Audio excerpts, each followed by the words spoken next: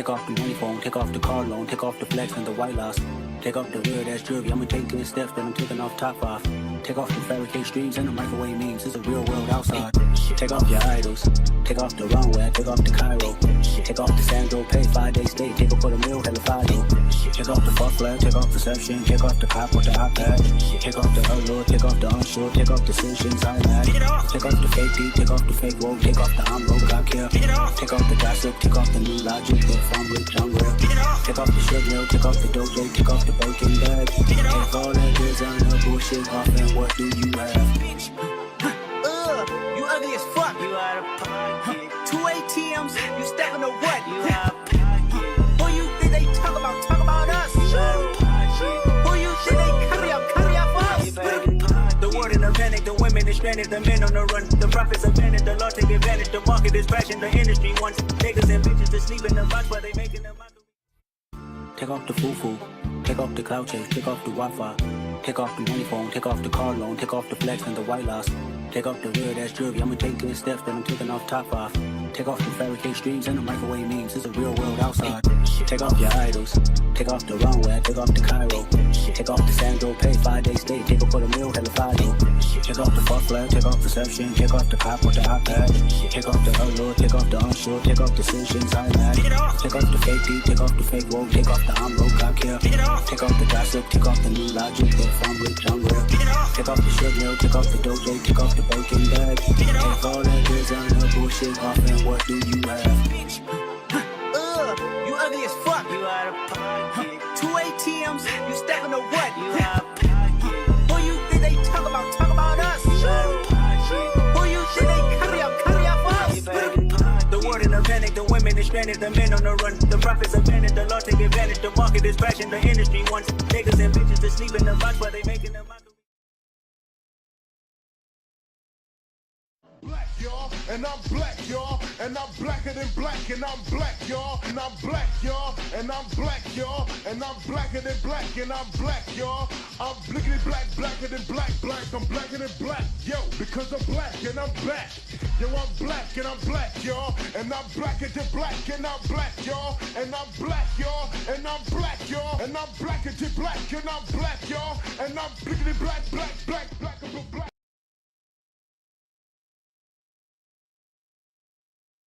Oh, Lord have mercy. Y'all come on in the room. Come on in the room. I see 30 of y'all here already. Welcome. Welcome to the second week of Black History Month, where we are tackling a different movie. And Tyra, I blame you fully, so I'm going to bring you out first because I saw this many ages ago and I don't recall feeling the feels that I felt last night while I was laid up on my sick bed watching this. So Tyra, come on up. How are you doing today? And are you ready to have this discussion? Are you ready to talk about this? I am awesome. I mean, is this not Black history? It is. It is. I thought this would make for good conversation. Everything don't have to be happy raps, you know? And it wasn't happy raps. No. To my, service, I sent it to you. I said, Ashley, check it. Anything you want to change or put there, let me just say, oh, no, I love it. It's straight. That's true. That's what you said. That's what I said. But this had to be my child mind forgetting and blocking out traumatic events because I don't remember this. Last but not least to the stage, y'all know her. Y'all love her. Kay Bly over at A Slice of Horror and the most militant person on YouTube that I know. How are you doing today? And are you ready to have this talk? Are you ready to get into it? That's why I had to pull out my Wakanda Forever shirt today because I had to come ready to talk about this. I had to. You got to be strong-willed to go in and talk about this movie without wanting to just all of the things. And y'all, we're gonna get into it, and we might as well not even wait. I'm gonna say hi to a couple people who are already in the building, just to prepare my heart and my mind for what we're about to encounter. And hold on, girl, let me bring you because what's going on with the spread? Hold on, okay. There we go. All right, let's see who's in the building. I see TG. What's going on? What's going on? Hey, Anakin, not Vader. How are you? Dane C. What's good? What's good? Hey, critical thinker. She says, "Hi, Ashley. Let the eye popping begin." Oh. Be thou prepared. Be thou prepared. Hey, pretty girl Danny. Thank y'all for coming and being here promptly. We appreciate you so much for all of the support. Hey, everyone, make yourself seen and heard, but remain respectful. Say hello and hit that like button. Listen, pretty girl knows. Pretty girl knows what my block ministry has been strong over this past 24 hours. So yeah, keep it cute. This is a great watch. Was it, Anakin? What was it? Was it a great watch? It is. It is. It serves a purpose. Yeah, it served a purpose for sure. It did. Did I miss anyone? Okay, B1 Sister Soldier. Hey y'all, what is good? Hey TP, I see you. Hey CT. Okay, y'all. Housekeeping is done. We have talked to all the people. Okay, I'm going to start with you. Well, actually, let's go over the cast and crew first. Let's do that. That'll help my spirit a little bit. So this was directed by Joseph Sargent, who brought us Something the Lord Made and A Lesson Before Dying. Apparently, he found his wheelhouse in Black made-for-TV movies. However, this was not a Black man. I guess he just enjoyed telling these traumatic stories. For the cast, we have Alfre Woodard as Nurse Eunice Evers, child. Laurence Fishburne as Caleb, Craig Schaefer as Dr. Lewis, Joe Morton, Byron Douglas Jr. III as Dr. Sam Broadus, Uba Batunde as Willie Johnson, Ozzie Davis as Mr. Evers, and E.G. Marshall as the Senate Chairman. Kay, have you seen either Something the Lord Made, A Lesson Before Dying, or have you seen all of them? I seen A Lesson Before Dying with Don Cheadle, right? With Don Cheadle, and I think I want to say Mekhi Phifer. Is it? Is Mekhi over there? I don't know. What do you think about his work, though? What do you think about the pieces that he curates and directs? Have you enjoyed them, or? He's definitely here to tell some difficult stories, is what I will say. Some Black trauma, He's here to tell to talk about some hard things. And you got to have a strong stomach to talk about hard things. You do. And you know what? For what it's worth, not for nothing. All right. This is a story that needed to be told. It needed exposure. It was needed to put eyes on a travesty that has taken place, not just this one time, but many times in the U.S. over the course of the years. Tyra, what did you feel about this cast and crew? Were you here for the acting? Were you here for the actors? Were you here for the direction of it all? Girl, I love the cast and crew. I miss when we would get a good old made-for-TV movie and it had heavy hitters in it. It wasn't like a stigma, like, oh, you doing a made-for-TV HBO. Like, no, it was like, these are some stars here, stars for us. We know, pretty much every single person on this cast, and it's nice to see them there. Laurence Fishburne was giving Ike. I ain't noticed that before. I was like, he showed given he just got off the set talking to Anime, talking to Eunice. But all right, like look at here now, woman, you gonna come with me? And I said, yes, he making my neck burn. It's giving Ike. But I loved it. I absolutely loved it. Even the fact that Laurence Fishburne was acting as executive producer. This was, you can tell when something is, a labor of love, be that as it may. Oh, Joseph here. Preferably, you would love for these stories to be in Black hands, and a lot of the times they aren't.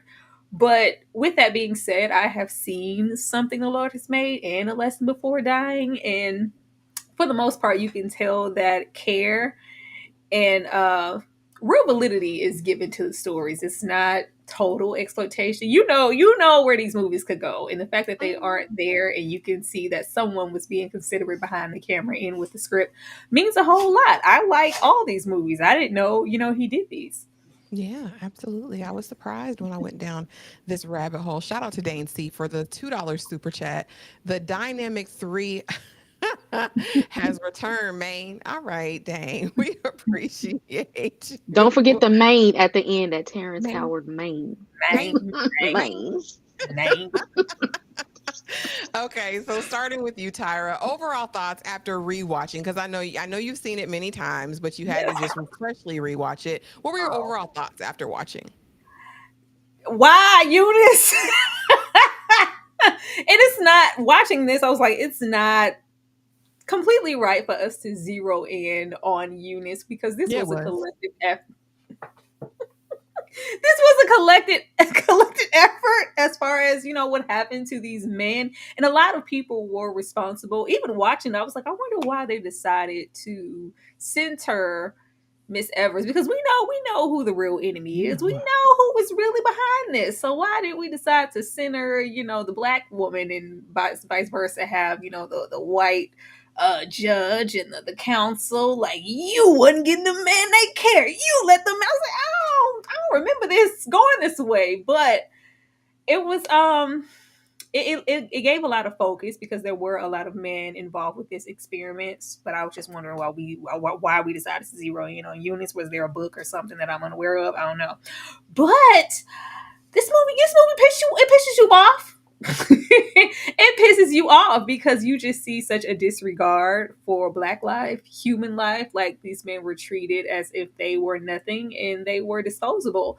It's it's par for the course because you know that this happens. This still happens. This still happens, like, to this day.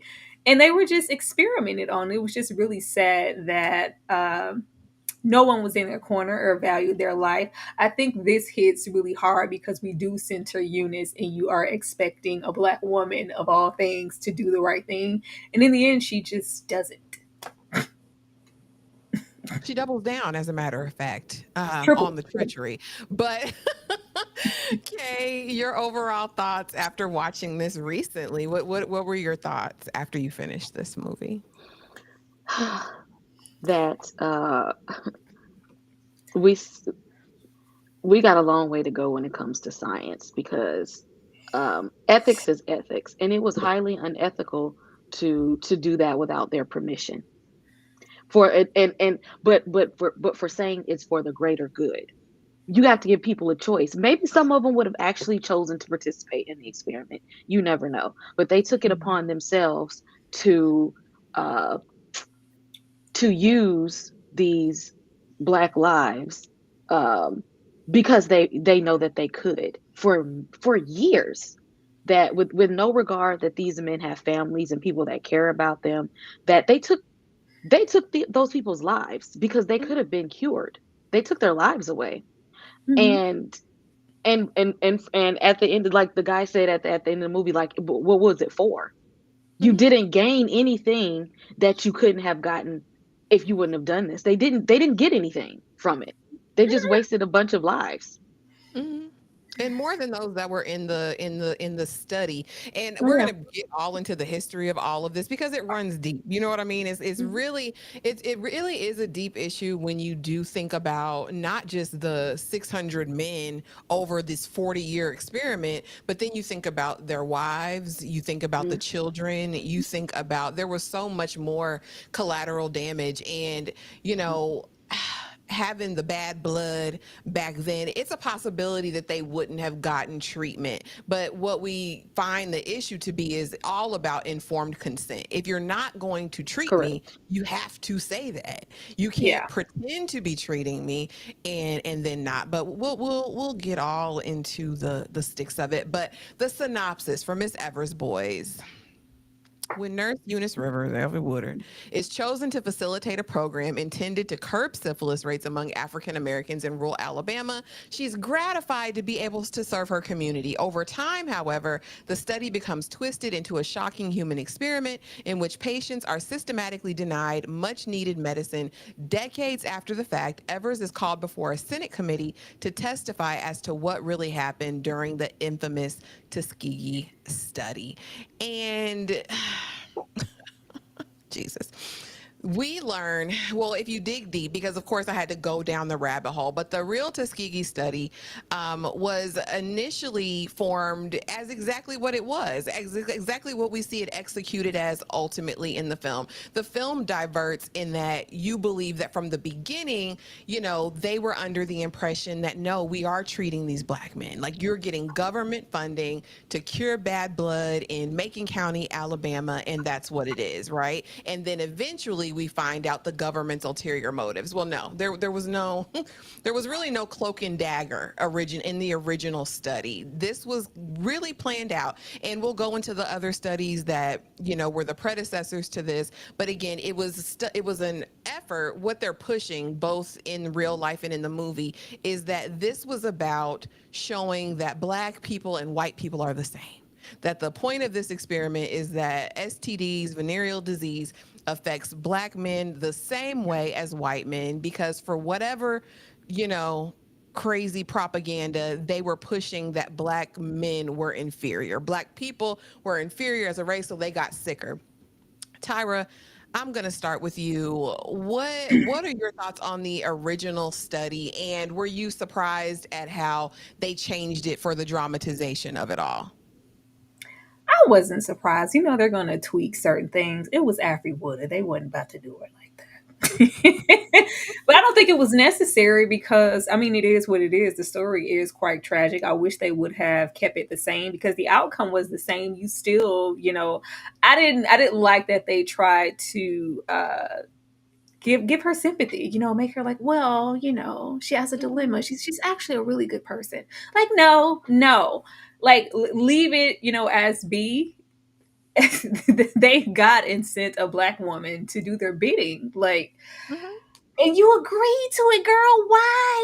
Why? It's kind of the same that I feel when we get into something like Judas and the Black Messiah, which I love, but it was like, why are we centering the what is that man's name who did the whole setup? I can't even remember his name right now.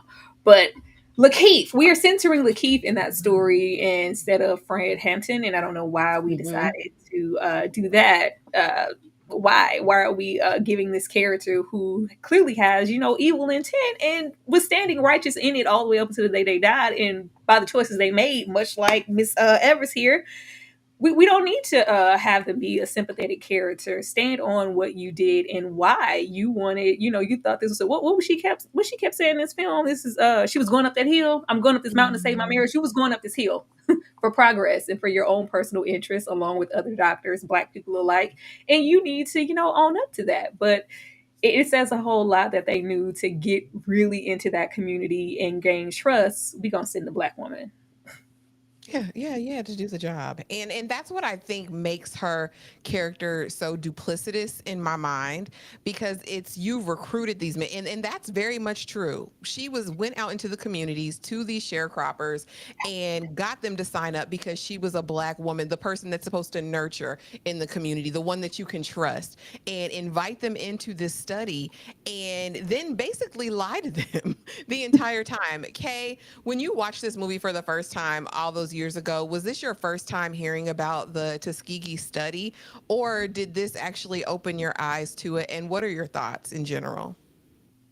Oh, you know, I've been knew about this study. I went down the rabbit hole of this a long time ago, and this experiment has had a lasting effect on the black community to the point that many of us do not trust the healthcare system, which harms us because it blocks a good bit of us, especially our men, from getting proper health care for stuff that they should have gotten in front of, from things that are preventative. When they hear about stuff like this, it makes people untrustworthy. And that's why a lot of, especially our elders, do not go to the doctor until they're about to keel over. And it's too late, because they knew when this was happening, people knew this was, the word spread, and they knew this was going on, and they knew it was a government setup. And it's like, how do you trust the government when they will plant people in your own community to lie to you? Absolutely.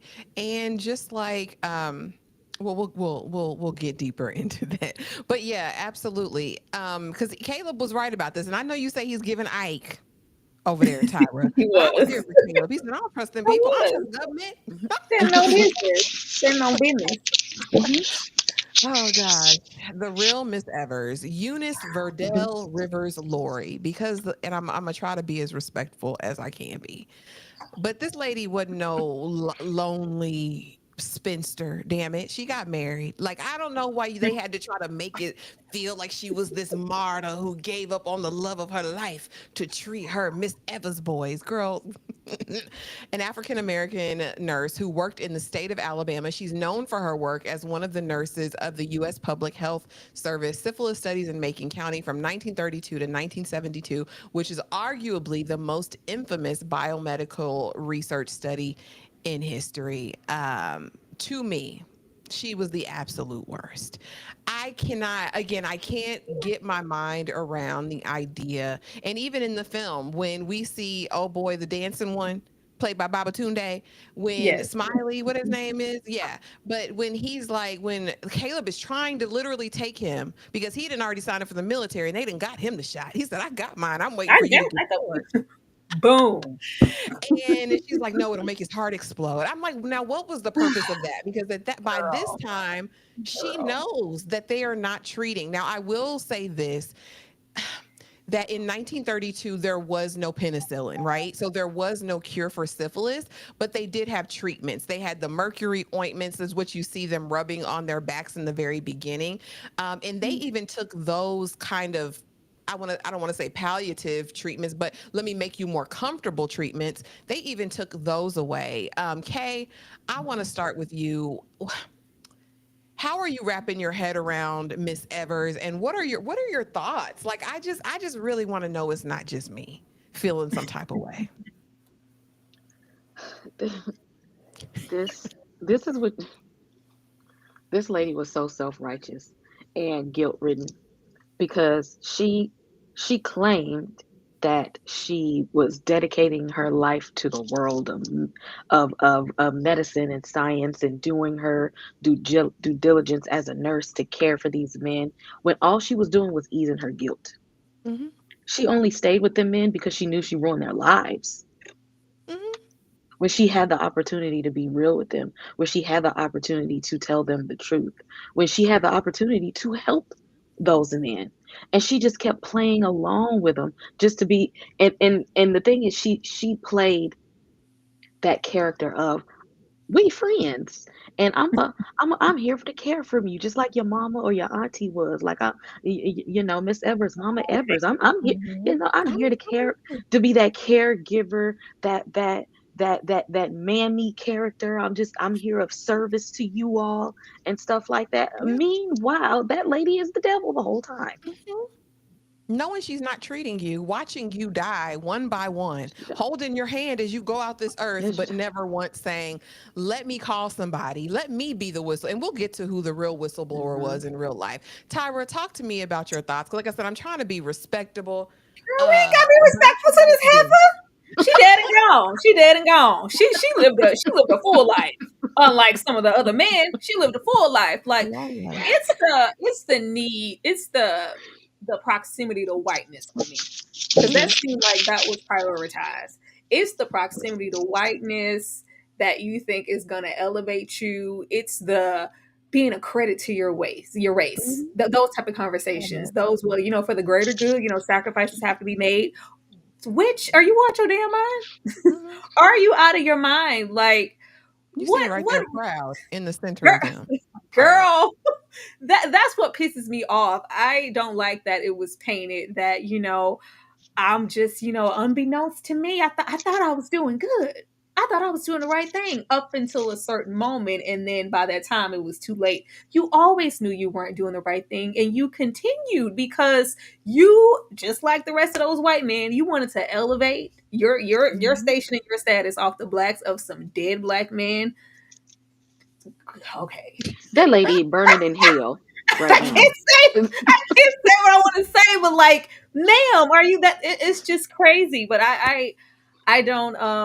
I'm not mad at it because don't just always assume that, you know, skin folks is just automatically kin folks because they're not. You have this lady even way back then, knowing that the white folks could give a damn, regardless of your education, your status, they could give a damn. They use you just like you were trying to use those black men. You were Absolutely. used.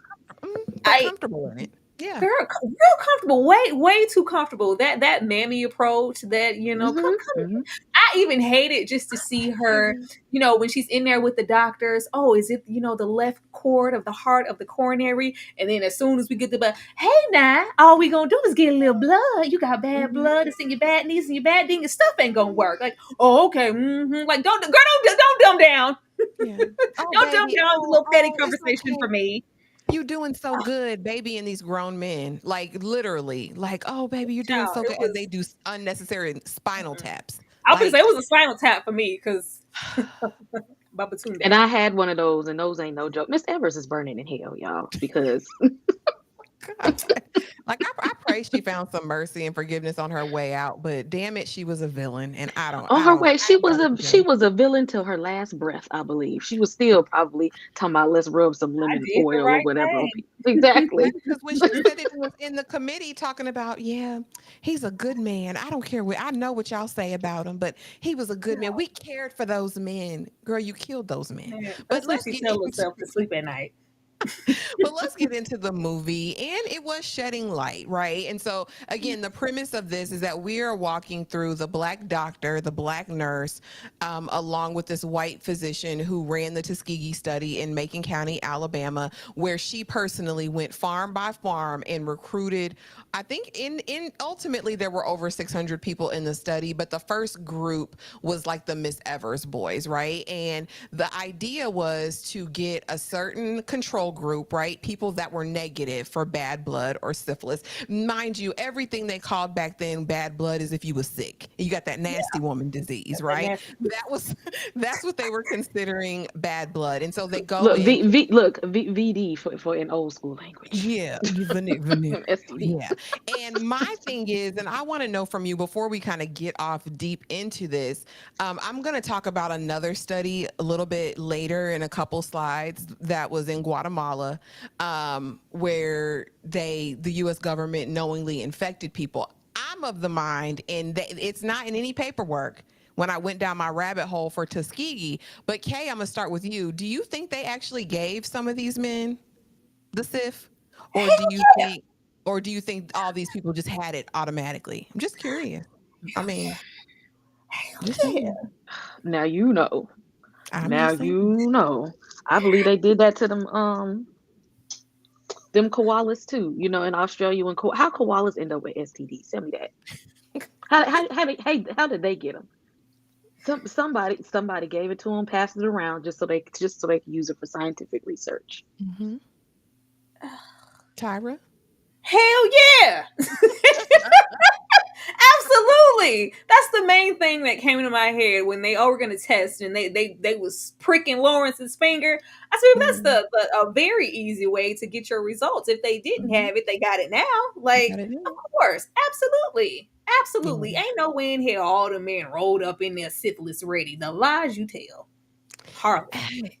So let's get into it. What do you think the biggest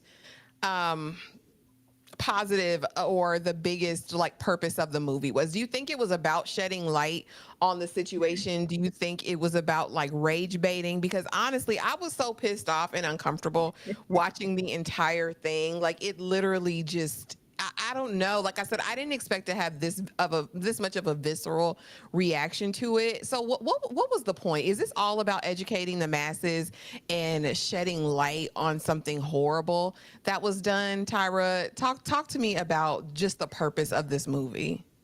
I think it was a little bit of both, because a lot of people don't remember these things, act like they didn't happen, or just strictly don't know.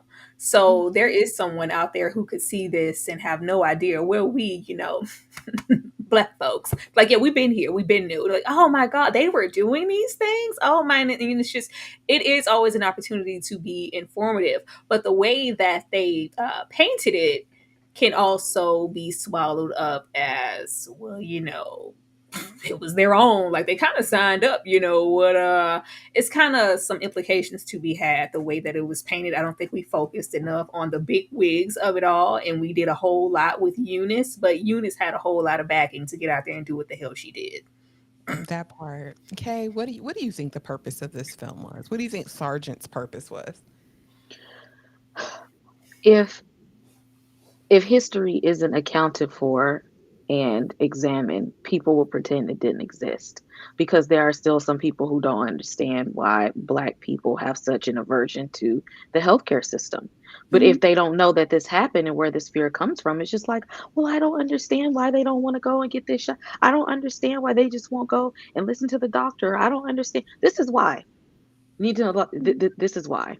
And that things like this are happening. And that this is why ethics are important, and why accountability is important. Because if we don't examine and take a moment to hold space for things like that happen in history, people will completely ignore that it happened and pretend they don't understand why we have certain reactions that we do, and why certain laws are put in place. That you can't just go and experiment and do all these research studies the way you want to. No, this is why you have to go through the proper channels, because there are evil people in the world who will do this to innocent victims. Yeah. And the fact that it was a rollover, they had been experimenting on slaves, and this was just like, oh, this is just history. We've been doing this. It's just disguised now as something medical because somebody's got a doctorate. All right. We'll get into all that. So, guys, like we said before, this was presented as a treatment option because the syphilis rates in the South were astronomical at the time. And so the government decides they're going to step in, originally saying, we're going to be really treating these people. We're going to give you funding for that. A couple short weeks later, we go to the Capitol, honey, and we find out what it is. But as the movie opens, this is your man.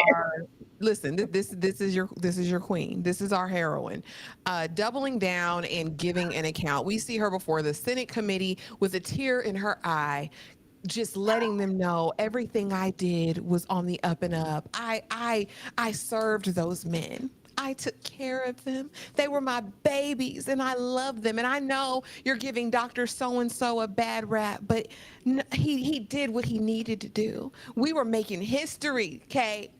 We were making history when you saw her up there with these crocodile tears giving an account to this panel of YT men.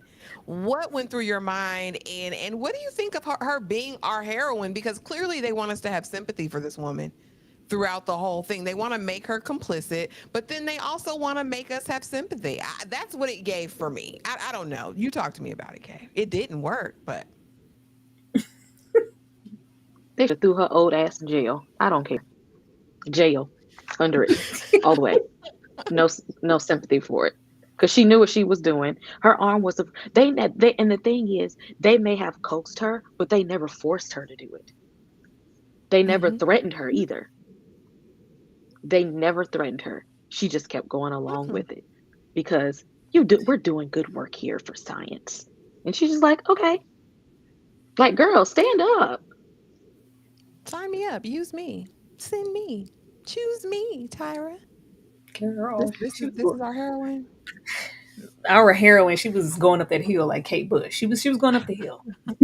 She was running up that hill because we were doing good. Like, I couldn't get into either side, because what one thing the government going to do is throw it back up in your face and act like they weren't the wise. And like, we don't. How could you do? And it's just like, well, you're sitting here trying to defend what you and then it's just like, no regret, no remorse, no nothing. You're still at your big age, as Ashley loves. Your gargantuan age, as Ashley loves to say, doubling down on what you did and deciding who was a good man and who wasn't. Nobody here gets to play God and decide who can die for the greater good of the Black race. Like, these old hoes, I swear, get on my nerves. Like, but I will say that this was a choice for a heroine. We don't see depictions like this now. We really don't. Like, this was a freaking choice. When I tell you, we don't see this. You're either like all good or all bad. Like, I was like, I don't like Miss Evers one bit, but this is really interesting the way that they are painting this. It had to be, somebody deep rooted who could act to pull this off, because the way I could give a damn. Alfre would have Yeah. did what she could do. I tell you that. Because it's very interesting, and I mean, and it's a character study also in how Mhm. you can have an actor come in, play this role of really this disgusting person. Because for better or worse, you know what I'm saying? But then have all of the appeal as this matronly kind, like I'm picking you up when you're sick. I'm coming to your house in my nightgown to try to save you from unaliving yourself. Like you care so much. Like I think Alfre does her big one, but she gonna act No, down every I single time. think I think the best thing they did with this movie and her character was old Ozzie Davis. Ozzie Davis and the rhetoric that he was spitting out throughout the film, you could really get into why her frame of mind would be Thank on the you. fast track of you do what you got to do for yourself. Like who we worried about this? Like we you trying to be mopping and doing clothes and being a maid, doing domesticated work. We're not about that. I raised you better than that. You do whatever the hell you got to do to get ahead. Ozzie Davis was really giving that, getting on my damn nerves per usual, acting all justified in his movie roles. Sit down, Ozzie. But acting down and being Oh yeah, he believable gonna and act being down. I love funny. Ozzy, but the roles that he sit down, Ozzy. He was right over there giving Flip a Purifier. Like, shut up, shut up. That's when he shot Gator in the kitchen. I don't got time. And now we're here with a tired love story, unrequited and purely fictional, because the real Miss Eunice was married. She had a man. She wasn't. She had Dingaling at home. She wasn't sending him up north so she could take care of these Miss Evers boys. Kay, what did you think of the love story? Was it steam heat? Did it grab you? Did you believe Caleb and Eunice? Did you believe Alfre and Laurence over there? She didn't deserve anybody with her behavior. He should have went on and actually found somebody who cares about black people because she don't. She wasn't one of them. Okay. This man went off to war to fight for the country. This man was there trying to help out. Uh-oh, we can't breathe. Mhm. I was gonna give her a minute. Sound real shook, Avery. I was gonna give her a minute. I was gonna get a minute.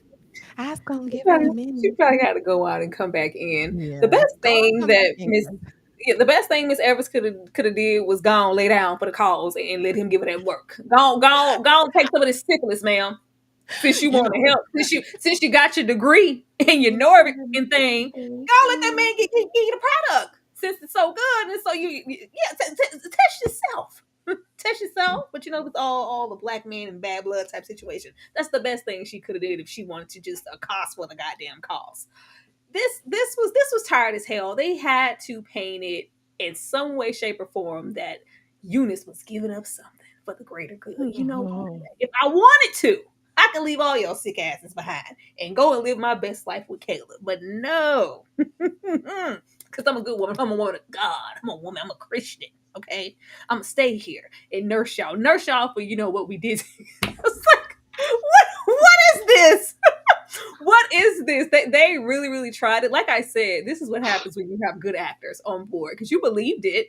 You mhm. could, get into it. It's just unrequited love. And it's just like, oh, woman, I came back here for you. Like, I want you to come with me. Ain't nothing else. She's like, no, I'm glad you ain't get yourself over there and get shot in that wall. Like, I just can't. Like, oh, okay. Go to hell, Eunice. I'm sorry.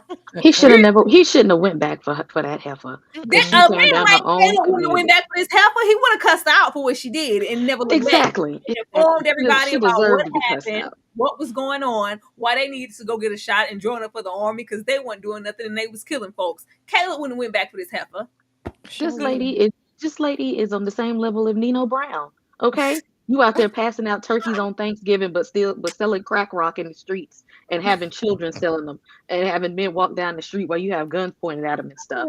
Same thing, but on Christmas I have my annual toy drive and I'm sponsoring weddings and stuff. She the same thing as a kingpin. Child, Eunice said, "Well, it's been about 10 years. Guess I try to do something, try to help the man." It's crazy as hell. And like It's again, not he a done good got his shot. Like he like I'm good now. And which was really crazy to me just watching the arc of the story one. because he's watching his friends die one by one. Like he's like, I'm gonna do this, I'm gonna get out because I told you I ain't trust the government anyway. Finds out that they're not doing what they need to be doing and in no way steps in. He don't blow a whistle, he don't write his No, congressman, does trying to save nothing. And I'm Eunice. just like, him? Thinking Him about who was ready Eunice. to fight. Him who sat up there and Eunice in the same breath uttered, you want that medical book with all those big fancy words in it. You should. I mean, we could say, Eunice, give me the book. I want to do my own homework. She played it in your face, Caleb. Caleb definitely would have been a whistleblower. He would have informed everybody of the unrighteous doings at the Tuskegee experiment. Absolutely. And here we're going to get into worser experiments because Guatemala, and I'll say worser based on documentation that we have. And this went on in the middle of the Tuskegee study. This was from 1946 to 1948 because they got cut off real quick because what they were doing in Guatemala's syphilis experiment is that they were using prisoners, they were using children, orphans, they were using sex workers, they were using everyone, and they were knowingly, willingly infecting these people. They would infect the sex workers and give the sex workers to the prisoners who ain't been around a woman in forever to see how they would contract it. If they couldn't do it that way, they were literally rubbing the disease into their skin, like scarring them and dropping like the fluids, I'll just put it right that, into their wounds in order to do this. 5,500 people in total. And that's just the number that they've tracked. This doesn't count everyone else that they were sleeping with because, again, they're using sex workers to do this. Only 700 of them received treatment. And just so you guys know, as far as when somebody says they went, deaf, dumb, crazy, that's what syphilis does to you. Deaf, dumb, blind, craziness. Like there's all sorts of things tied into this. And this was government sanctioned by the U.S. Charles Cutler, the same person who started the experiment in Tuskegee, was behind this as well. So, Tyra, had you heard of the Guatemalan syphilis experiments before? I had, but I assume with the count of the people who were lost that this experiment went on longer than 1946 to 1948. Like if that was the count, just for little old Guatemala, somebody lying about Tuskegee and them. Oh yeah, somebody is lying. That experiment that went on for that long, if that was the death toll just for that, someone is lying. I despise all of this because these are just the ones we know about. Mm-hmm. These are the ones, that got a little notoriety and we happen to have found out about them. What about the ones that we don't know about? And it's not surprising that they would use prisoners, someone once again getting back to them slaves, child. Like, yeah, let's go on over there. We really can do what we want to do. You don't have any rights. Like this is children, which is a brand new low. Yeah, girl, this is disturbing. It's always going to be disturbing.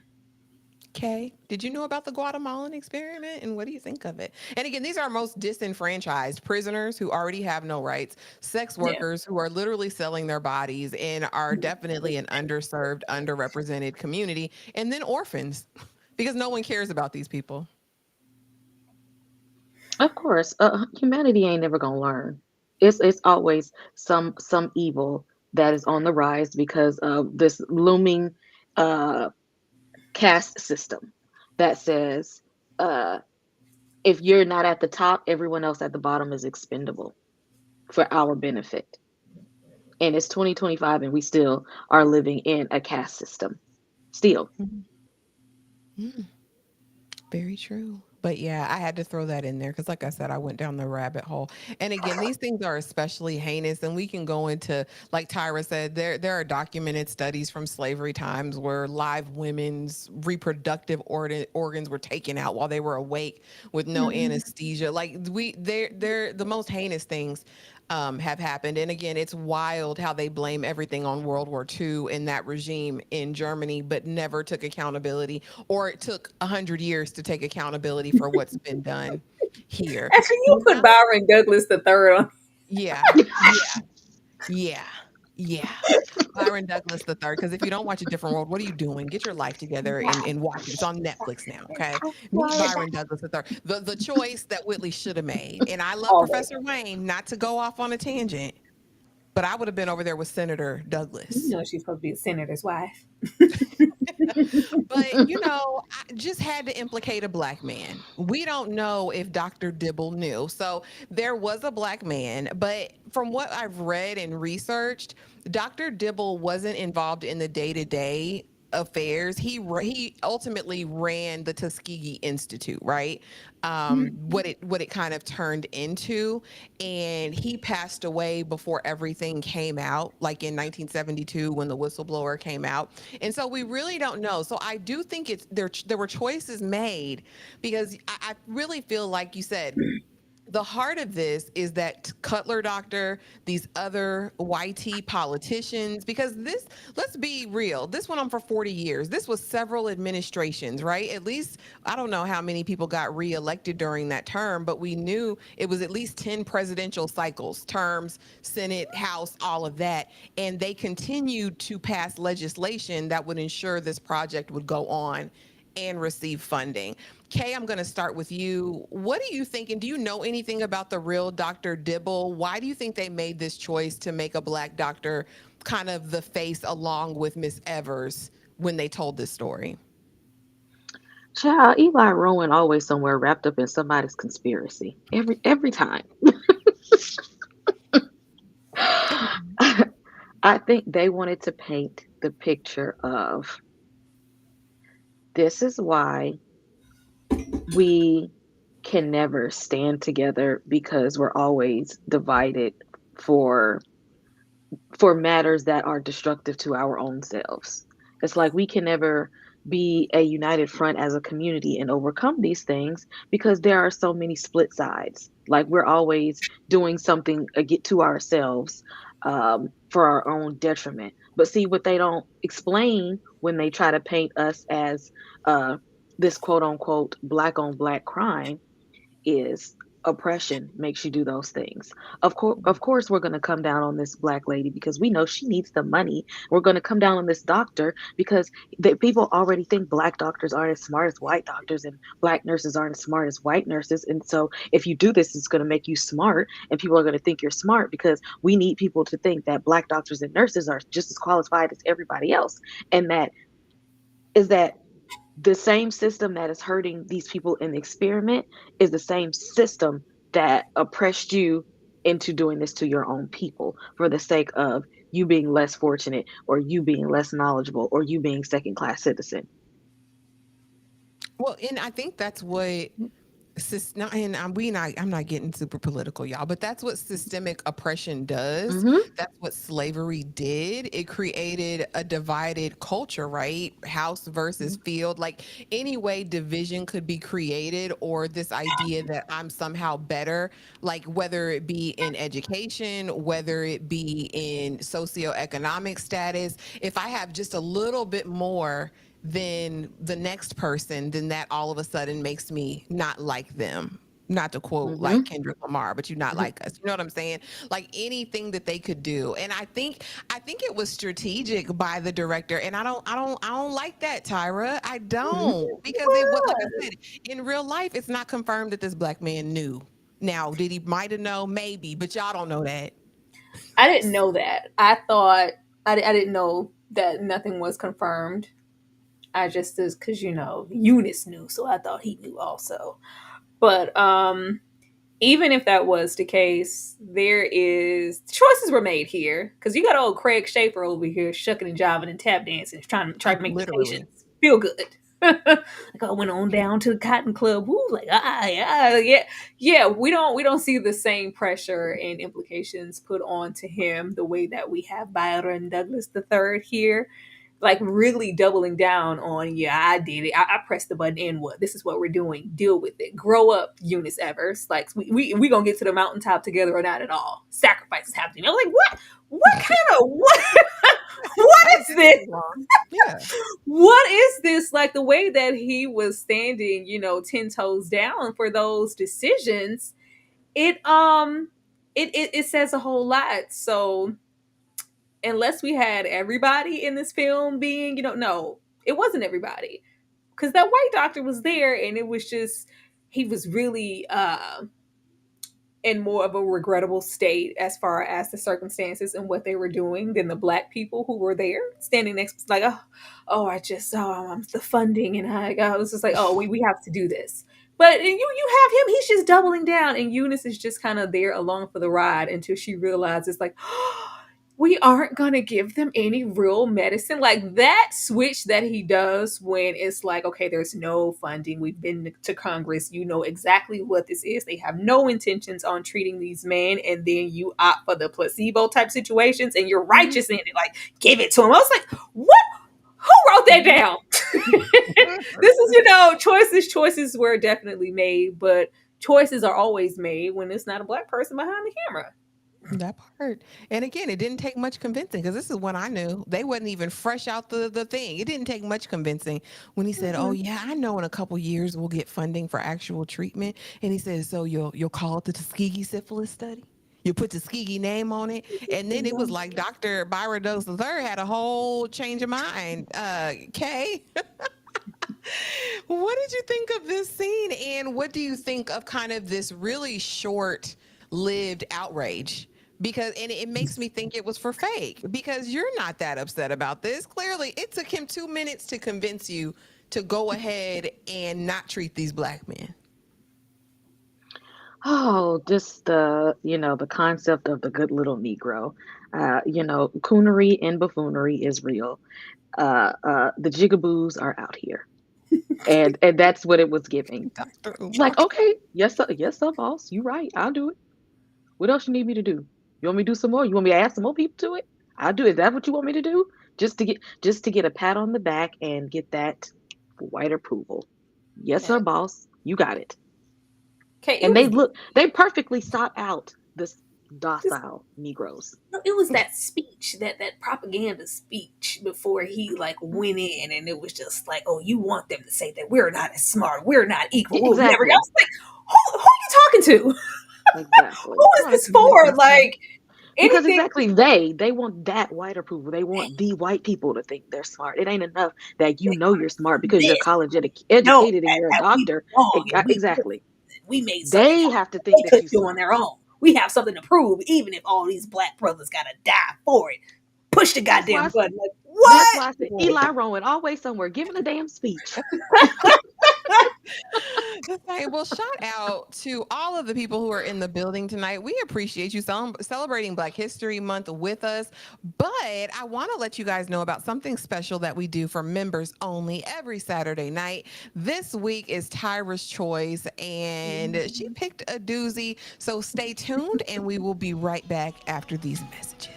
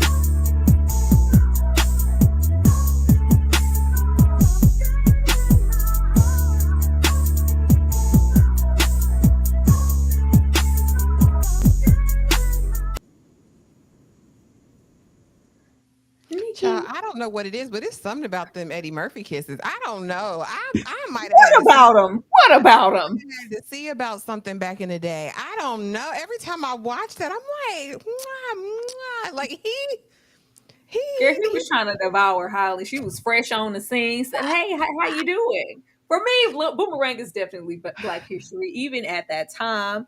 Even after they saw what Eddie could do with the numbers as far as an all-black cast getting into something like Coming to America, there was still doubt. Who's going to come see this movie? All these black folks, affluent, upwardly mobile, wealthy black folks, all productive and marketing. Nobody's going to watch this film. Yet, they did. I Black mean, I'm history. just like I'm just trying to see what that be like, cause every time I see the clip and them lips, I'm like, go ahead, Eddie, go ahead, go for what Oh, you know, you bro. know, Eddie was a freako. Exactly. Eddie was Nick Cannon before Nick Cannon. Oh, All here them we kids. Moving on down the road, these actors was acting. These men, for me, were the best part of the film, and including adding Laurence Fishburne. I couldn't find the picture with all of them, but what did you think of these performances, Tyra, from the Miss Evers boys? Girl, now look, you know, I be trying to. No, I don't, because you know I can't stand most of the Oh, actors they that we got good. now. Like Listen, they can't act now. All of these men. I'm not sure about the gentleman in the middle because I'm not as familiar with him. But Laurence, oh, Babatunde over there. These men are from the theater. the These men theater, are the rooted. theater. They are classically trained. And it shows like they deliver every single time. And like I said, like we say over and over again, it's about building up levity and becoming a true actor and building that resume. Like to be here with a film like this, to when was this? What was this? 97? 97. Yeah, 97. all of these, they were all kind of affluent in their careers to where you would think like, no, we're acting, we're going like it's these smaller roles they matter, but the training of it all, the training, I love that. I don't care where Obabatunde is, he gonna cut a rug. Baby, listen. He's gonna And if cut a you haven't rug. checked out Tyra's review of Dorothy Dandridge, go over there because Baba Tunde's over there with He Dorothy. is giving his Nicholas brothers like these men are immensely talented and it shows. But you have to be talented to give a soul to a film like this because we could have easily just strongly walked away from this solely hating Eunice and Byron Douglas III along with everybody else, and it's just like but even though these men didn't get a whole lot of screen time aside from maybe Caleb, and he, you know, they didn't get a whole lot to work with either, you still felt their presence and you didn't want these men to die. You didn't want, you was like, and even, I don't care how many times I watched this, I'd be like, child, go on, get that man a shot. Get that man a shot. Let him go to the army with Caleb. He's trying to go to the Cotton Club. Like, you want these men to grow and you know, prosper and really recognize Eunice for exactly what she is. But it was giving Black community, and we trust her. We know Eunice. She would never steer us wrong. I think it's so challenging, and I don't have the other young man. Lawrence is there, but there's another young man that I thought. I mean, he played that role, honey, because I knew he was out of The his one who gourd. drunk the turpentine. Yes, child. But I think they all acted down. And what a good storyteller will do, which is why I think a lot of the movies we see now don't resonate or hit for me. These people did not have a lot of screen time, but you felt individually who each of these characters were. You knew Babatunde Smiley. What was his name on it? But you knew that he was chasing a dream, honey. They were in their competition. He said, "This is the first time I won anything." You felt like the desire. You felt the heartbreak when he was the first to really start becoming symptomatic. The other man in the middle, when he's on his deathbed, I mean, you feel it like, oh, $10 whole dollars, and I got a certificate from the government. Like you got to know. And then Caleb was going to tell it like it was. And I think that's what's missing now from a lot of actors and actresses. Like we don't, like they weren't given hardly anything to work with, but you still felt their characters, who they were and what the story was. Not you bringing up that raggedy ass certificate. The way that pissed me off. Pissed me off so bad. The way that pissed me off. The $10 was bad enough for your 10 years. Mhm. 10 years for 10, you got $1 a year. Like you got $10 and a certificate. You got an award for dying and suffering. Girl, somebody needs to be held accountable. Like till this day. What? Okay, what did you think of these actors and the performances?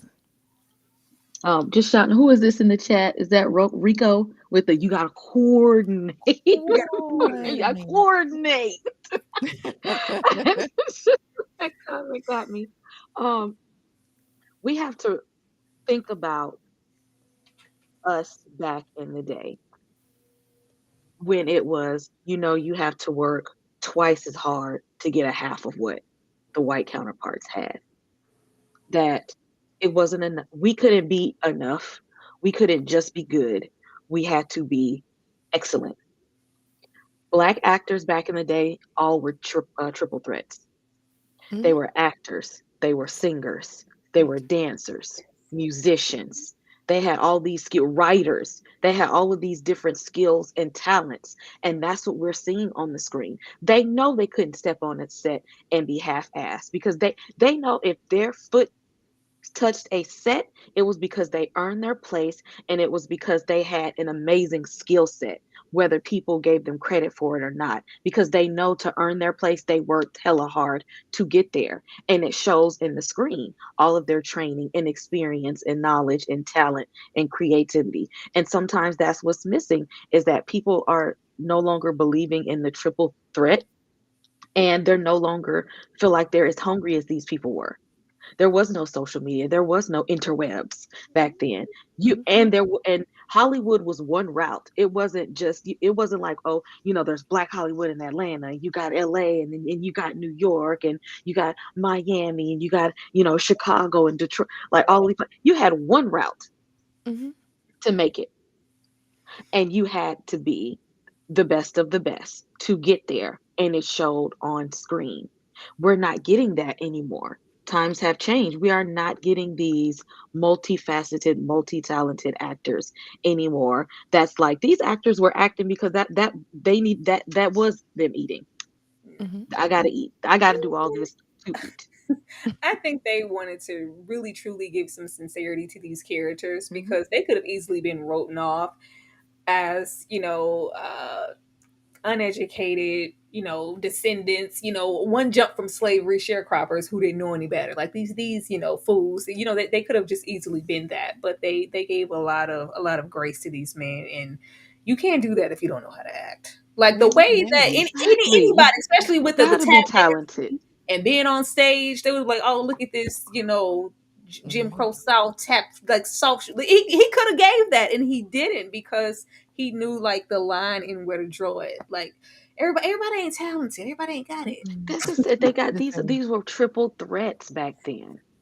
Because listen, I don't want to say it, but I'm gonna say it. When you do something and you bring a play to the big screen, because Miss Evers Boys was a play initially, you don't do what you did in Piano Lesson for Netflix.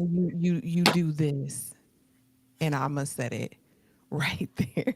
I think this is how you adapt a play to the screen and make it work. Because like you said, these characters had depth, they had humanity, and it wasn't for a lot of scene time. It was just because of the command that they had when they did it. But anyway, easing on down the road, because I just had to throw that in there because I ain't never got to speak my piece about the Piano Lesson. Anyway, the Oslo study. This is a study that actually preceded the Tuskegee study. And this is where the man got the idea originally. However, let's be very, very clear, there was no cure during this time. And this was what they call a retrospective study. So they actually had tracked several white men, I believe, that were prisoners who manifested with syphilis, and they studied their reaction. And that was like their baseline of comparison for the Tuskegee experiment. But again, it wasn't like these men were denied treatment. They were looking at it present, going back to the past. So I just wanted to throw that in there so people would know where that originated.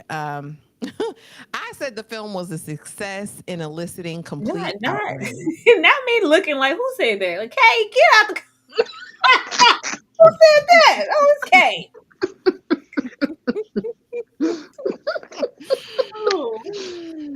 And I did. But yeah, what do you think this film succeeded at, Kay? I think if their goal was to make us feel something, they did that. If their goal was for knowledge, to make us want to go and research this even further, they did that.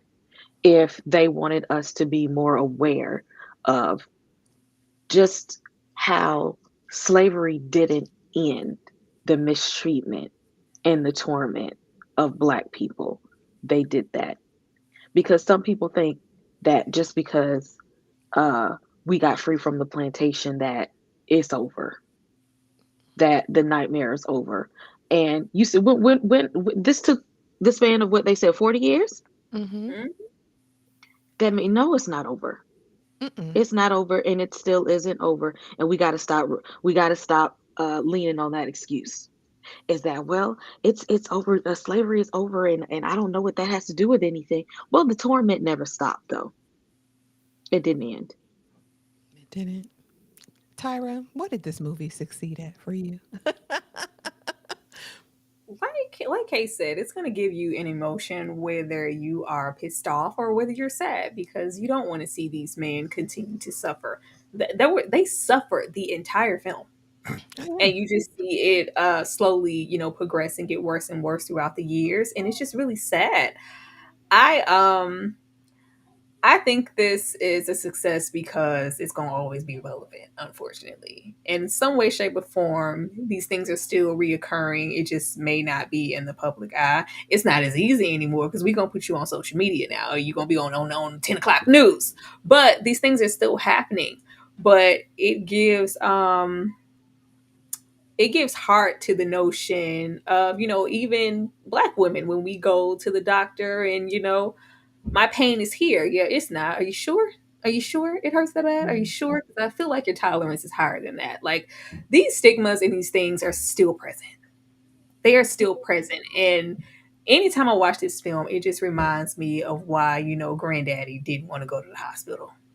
And why granddaddy's daddy don't want to go, and why this daddy, and why your son now limping, just like, I'm good, I'm cool. Like, they don't want to go to the hospital, and people just seem to feel like, oh, it's just Black men, Black women. They're just neglecting themselves, neglecting their body. They don't take proper care of themselves. They lack insurance, lack purpose. Like, they just go. If you're hurting that bad, go to the. We don't want to go because we can't trust it. Like, I don't know anybody, any Black person who enjoys going to the doctor and has anything positive to say. Anybody that I talk to, they always have a certain ramification of going to the doctors. Well, I hope I just go in here and come right back out. I hope they don't say, like, there's a stigma. These people, of course, they could be identifying something that's actually wrong with you, and you do, but there's also, and always that underlining of, you sure you might just be trying to, like, you now, in the age that we're in, it's just kind of like, oh, are they trying to get money? Are y'all trying to diagnose me, have me go and get all these, scan this and scan that just to, run up a bill? Or is there actually something wrong with me? There's always going to be an amount of distrust, but this is where it starts, and where it starts, and what happened before this is it's all just a line of just raggediness. And it's really unfortunate because we do want to entrust and go to the doctor and be reassured that we're receiving the best care. But that's not right, because I don't know how many doctors I've seen, and it's just like, I'm not comfortable here. I need to either get a second opinion, a third opinion, or go find somebody else who I feel is taking proper care of me, and they're really concerned. And it's just not an in and out situation because they could be the least concerned. It's trash, but it's okay. Y'all go to the doctor. And there are good practitioners, and there are A ways to seek culturally out doctors competent that look one. like you. That's the Yeah. thing. I was going to say A Yeah. there are culturally doctors that competent one. look like you, and you can make those selections on any of your benefit things when you're looking at your provider listing. If you are comfortable more comfortable with a person of color, make those things known. Let the people know so that you can find something. I will say, I did think it was interesting that and if they ever were to reapproach this story, which I think they should, I think it's an important story to tell. I would like to see the other external factors as well, because while this does a good job at painting the picture of what these Black men endured as a result of lack of treatment for their disease, these men were still in the deep South and still had to contend with Jim Crow, racism, all these other things. And I don't feel like we really got a grasp of really how hard their life was, not just being a Black man in the South at the time, but also being a sick Black man in the South at the time. I would have liked to see, I think, a more rounded expression, because I just think Absolutely. it would make it even more heartbreaking, and it would be the truth of it, you know? Not just that, but let's not act like however many of these men just instantly, oh, I have bad blood, I'm no longer going to be sexually active. I'm no longer I going was to just smoke. about to say, Girl, because we what don't about I'm live the in no families longer that they like, created? what about, all those things that trickled down Hmm. from you guys trying to just run tests on these men for data? Like, Crazy. And again, in the movie, they allege that this starts out innocent, but when you found out, you covered it up and you kept it going. That's why these two, in terms of the movie, I can never forgive. Does anyone want to speak on this before we get to these other ones? Because I just.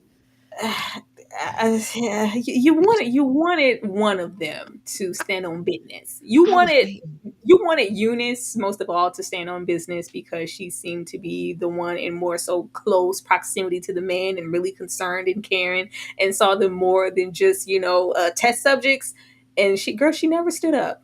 She never stood Never. up. She literally watched the party die. Like you watch these men die One by and, one. and rub Vaseline on their backs. Go to hell, Eunice, and take that man with you. She's there. She's probably there. Oh my gosh. Chosen spinsterhood and other justifications.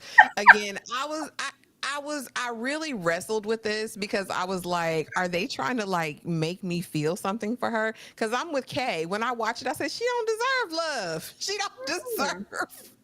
She don't be deserved to be loved by nobody. So good. And even the daddy come out talking about that's a good man, Savannah. You need to go on and be with. Forget these people. You served your time with these people down here. No, Heffa, stay down there because you did this. Okay. Any thoughts on the chosen spinster? That's a lie because the real Eunice wasn't no spinster. But I hope Caleb went and found somebody though. they said Did we get a report on never him? found nobody. He never married. No, That's what I was gonna say they end off the movie like he just went on down in the depths, growed old, just never really getting over me, and just never remarried, never like he just couldn't get over old Eunice. Really?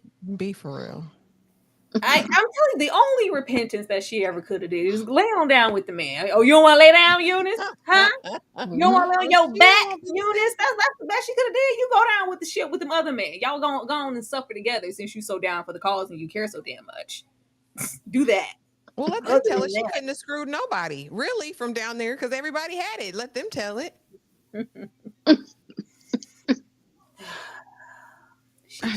Kay, did you have anything to say on that? I'm sorry, I don't know if you said anything. I might have to go look up the real. I hope he found somebody instead of being upset his whole life that she devil didn't want to leave.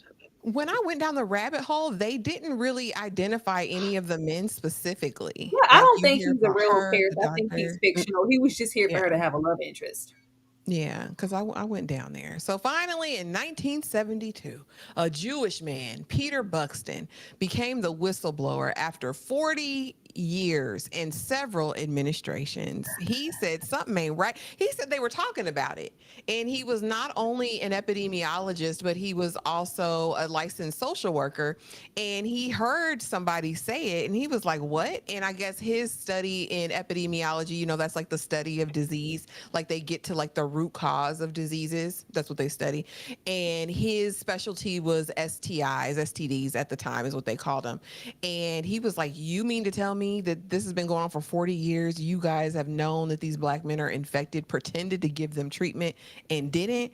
Baby, he wrote into the newspaper, got one of them people, they did it. And then November 16th, 1972, the Assistant Secretary for Health sent the termination of the study of untreated syphilis, the Tuskegee study.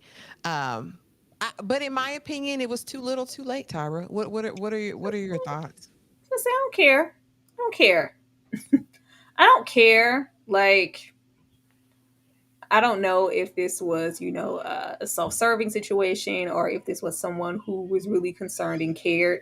I can't care because there were no ramifications for anybody. We did all of this. It was out there. The best thing that did do was not let these men, all of this death for over 40 years be for nothing. And someone knows enough to where we can even get this type of story. But that's all it was. It was, ended off being a story and of course a very modest payout to these families. But like, what can we do with that now? Like nobody paid for anything, just like old Eunice and a lot of those doctors. A lot of these people were still kicking and breathing around. Like if nobody pays for anything, what does it really matter? We just got it in the paper and got it around that Eunice was over there killing Miss Eva's boys. All right. And This was criminal. who's gonna do This was something about it criminal. This now? Who's Johnson gonna do something about it administration. now? Like somebody needs to pay, and if nobody's paying, then we're just, it's just in print. We're just reading the paper. I don't care. Okay. Too little, too late. After 40 years. I mean, better late than never, because she would have still been rubbing oil on them men's backs while they out here losing teeth and eyesight, limbs falling all off and whatnot, hopping around, walking on canes and stuff. At the same age as her, although they could have been perfectly healthy men. They doing all of these, giving them aspirin for pain that they ain't even got. She would have still been doing it. She would have Talking did it about, for another 20 more years. we helped their mental health and their, and we gave them medical care they might have Act not like they were otherwise. doing a favor, doing them folks a favor. Like, be glad y'all getting this. What were y'all gonna get in those backwoods? Y'all But ain't they never, wouldn't y'all ain't do never, nothing. y'all ain't never seen no aspirin. What? Y'all ain't never seen none of this medication. Be glad that you got Went to this. join the military and they said, baby, you got this. Here's a shot. We got you. You good to go. Delon movies, it avoided all other circumstances because it was hyper focused on Miss Evers, her relationship with men, platonic or otherwise, and her internal struggle. Did she have an internal struggle? If she did, I didn't see it. It It wasn't wasn't much of a sitting right on her soul, Ashley. She didn't feel good about it. She she did it, Oh. but she didn't like it. She chopped wood for 30 seconds. That was the guilt that she had. I didn't want to say it, but they said it for me. Not until 1997 were the people given a formal apology. Settlement was given, I think it was a couple millions, but based on just the sheer number of people that were impacted, it was multi-million dollars, right? The money funded medical care for survivors and their families, but could not undo the harm. 128 participants died of syphilis or related complications. 40 of the wives were infected, and 19 of the children were born with congenital syphilis. And let's be very honest, this was the era of struggle love. And so we know, if you're of the community, that a lot of these Black men had multiple families, multiple wives, girlfriends on the side, was smashing and dashing all over the South. So I don't think there is a conclusive number. To be honest with you, this is probably well into the thousands that were impacted and affected, because also that's the other issue. They say, okay, it was only 600 in total over the 40 years, but you're in a very rural community. You're still having the SMECs with people. So you mean to tell me it was endemic and y'all started treating everyone else but these 600 people? That sounds crazy as hell to me. But Clinton got up there. He made an apology. They got that little settlement. It wasn't enough, Kay. Was it enough? By this time, was it enough? What Kendrick Lamar said, it's not enough. It's not It's not enough. It's not enough. Tyra, it's not enough. It's not enough.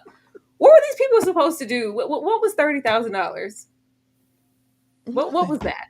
First of all, this number is hella inaccurate. So it's not like you touched everybody that you needed to who were affected. What were these people supposed to do with that? I don't think they understand how far this trickled down and how this affected families. Some of these families probably dealing with this mess today. To this day. To this day. Congenital. So they were born with the SIF. I don't even know how they treat that when you're born with it. I don't know.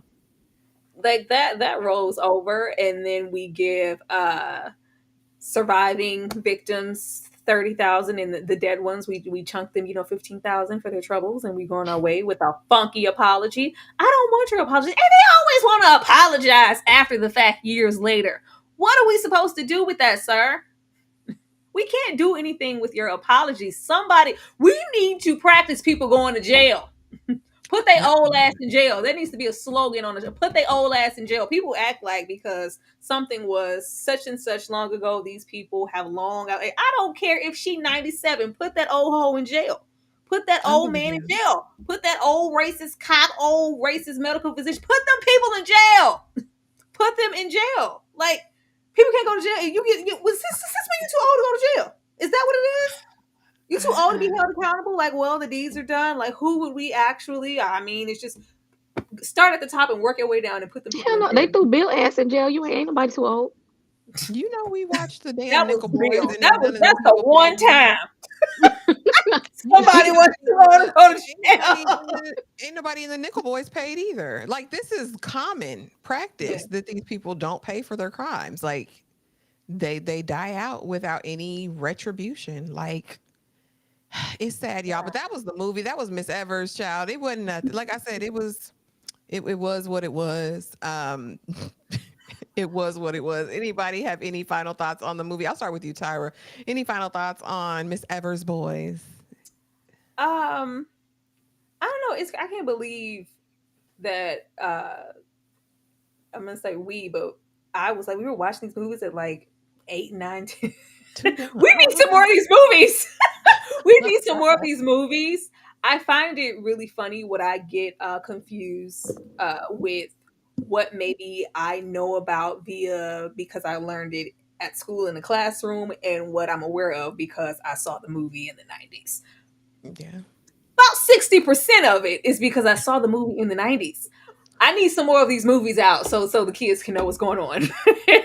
I need some of these No. movies out. Like these are very, even though we were pissed, these were very necessary. Even with age comes growth. Because I can remember watching this as a kid. I was like, oh, it's okay, Eunice, you did what you could. Miss I'm Eunice, saying. Miss Evers, you did what you could. Go live your best life with Caleb. Like, girl, now she can burn. She can go to the hot place. If you want burning below the waist, you can go to the hot place. Something needed to burn as far as I was concerned. But I think these movies are extremely important, and it's unfortunate that they aren't made anymore. Like you said, even my recent video of Dorothy Dandridge, that's also an HBO movie. Like Mhm. even Something the Lord has made, that's an HBO movie. Why aren't we getting films like this anymore to tell the little stories that? Because notice this was an HBO production. Wasn't nobody trying to put this. Yeah, this Mm-mm. wasn't that. But we still got to see it and it serves a purpose. And I think we need to kind of revisit telling stories like this again. I agree. I agree. I think we take for granted sometimes how much cinema shaped us and taught us for better or for worse. Kay, what are your final thoughts on Miss Evers' Boys? I was wondering the same thing because I'm just like, my mom really was out here letting us watch Dorothy Dandridge, Miss Evers' Boys, Roots, Malcolm X, A Mhm. Lesson Before Dying. Why was All of we them. All watching of all them. of these movies? Like, Child. do parents are out there? Parents letting their children? Mississippi burning, just mad. Child. Mad. Child. Um, Rosewood. Listen, we was down through there. yeah, I don't show know. these Ashley, kids. I mentioned it about us maybe sliding Rosewood on the calendar before February was like, if you was mad here, we need to leave Rosewood where it's at. Rosewood is my movie though. It is because I feel like let's light it up. I just there's some I would yeah. think you would be more upset at Rosewood than this right here. I'm upset at all of them. I'm upset at Mississippi burning. I'm upset at Rosewood. I'm upset at. I mean, there's a laundry list. A Time to Kill. I'm upset at all of them. Like we could go down through there though. A Time to Kill was on TV the other day. Yeah, I did it, and I hope they burn in hell. Burn in Yes. hell. I just can't. I just can't. After they shoot Sister Sarah down on her own porch, I can't. I don't want to see it no more. Child, it was a lie. They shot Florida Evans. I don't want to see it. Ain't nobody said it was shoot Esther Rowe and have her go out like that. Like, but once I again, mean, these are historic events. I didn't know nothing about Rosewood until yeah, I saw the film as a kid. We didn't yeah, know. Like, we need these yeah. things. We do. We need Black Wall Street. We need those massacres. We need Lake Lanier. Like we need to Oh my understand and know the story. Like yeah, we need to go. We need God. to. Be I, like a I mirror. feel like I feel like because there wasn't just Black Wall Street. There were several Black communities. Yeah. Rosewood. There Yes. were several that were destroyed, and I think Yes. we have yet to get an all arching history of that portrayed in cinema. I don't know if it's too touchy, like they don't want to go there, but there's so many Black stories that still need to be told, in my Oh opinion. yeah, I say that every single time we have some type of period piece, and they continue to revisit Black Wall Street as if that was the only Black Wall Street. I'm like, y'all don't want to go anywhere else. They're gonna visit that same day every single time. Yeah. Yeah, but y'all, that was it. Before we go, though, I want to give everyone the floor. Let the people know what you got going on. I will start with you, Kay, over at A Slice of Horror. What's good? What's going on? Tomorrow, because it's Valentine's Day, I am dropping my review of Heart Eyes, which is a romantic horror comedy, all in one movie, gore filled. It's funny. If you need something to go see with your significant other or your friend group on Valentine's Day, check out my review. It's dropping at around noon time tomorrow for Heart Eyes, and Sundays are for Severance reviews. And next week will be the Captain America Brave New World panel, live panel next week for Captain America. That drops tomorrow, I believe. So make sure you go see Captain America, and we're going to talk about it live next week. Awesome, awesome, awesome. Tyra, let the people know what you got going, since I know you got something over there. Tell the people, friend. Yeah, she been waiting on. She been waiting to say that. I dropped a video earlier today for introducing Dorothy Dandridge. Please go watch it. Go watch it. Support your girl. Y'all already know. Y'all already know about my journey. Go watch it. Support that video, please, please, please, and let me know, what you think about Miss Dorothy's journey. But love to reply to y'all comments and really get into that, because y'all know Dorothy had a hard not life. Tomorrow we are getting into apple cider vinegar with a special guest. Can't wait to talk about that one, because baby, if you have not seen Apple Cider Vinegar on Netflix, it's only 6 episodes and it's an easy watch. It goes by really quick because it's extremely messy, just demented. Please watch it and join us tomorrow. And y'all already know, it's only right for it to be Valentine's Day and for us to roll up and give y'all a Fine Man live. Immediately after that, we will be getting into some Fine Man, so be sure to join us Friday for the both of those things.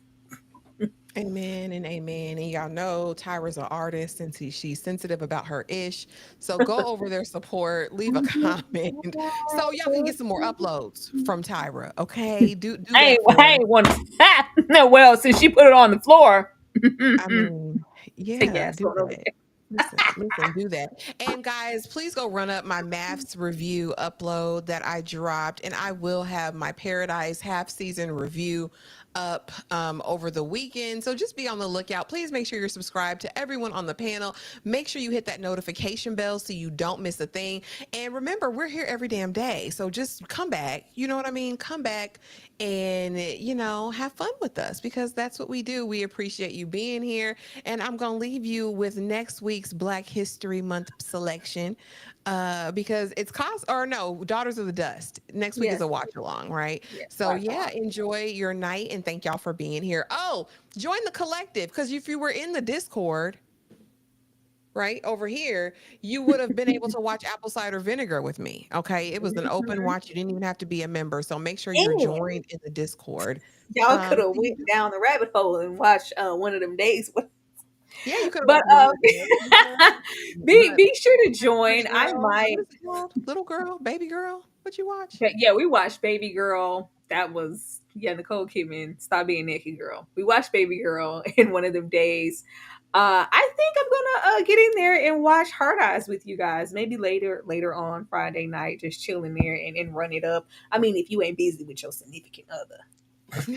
What's your man? Child, don't put too much thought on Heart Eyes. Don't expect too much now. Now look at here, Kay. You had just said that it was cooking. Now you're gonna take if you need something fun, but don't expect too much. We just watched Companion, and I shouldn't have expected anything. But all right, y'all. Oh, don't expect nothing with this. Enjoy your night, guys. We will see y'all in the next video. Black, y'all, and I'm blacker than black, and I'm black, y'all, and I'm black, y'all, and I'm black, y'all, and I'm blacker than black, and I'm black, y'all. I'm blickety black, blacker than black, I'm blacker than black, yo, because I'm black and I'm back. Yo, I'm black and I'm black, y'all, and I'm blacker than black, and I'm black, y'all, and I'm black, y'all, and I'm black, y'all, and I'm blacker than black, and I'm black.